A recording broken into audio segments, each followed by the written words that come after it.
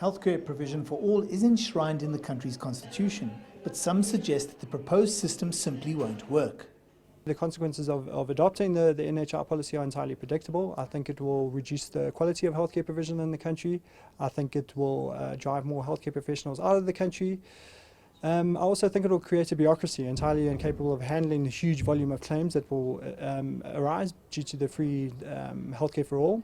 Some analysts believe that the government is trying to force this initiative through despite resistance from certain sectors. This could lead to a constitutional court challenge.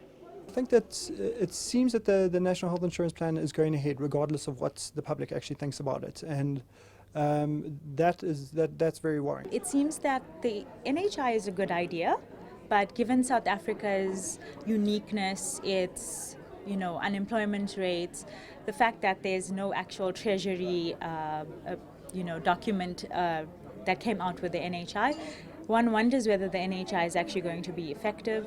The fact is that the gap between private and public healthcare provision in South Africa is huge, despite government's repeated attempts to close that gap. But some say other options should also be explored. The private sector is still there and it's quite efficient. We need to discover or look at other possibilities as well, not just one broad universal coverage. The government should really be focusing its scarce taxpayer resources and efforts on the poor. There's no reason for it to try and cover the healthcare needs of the entire population, because remember that government's revenue is limited.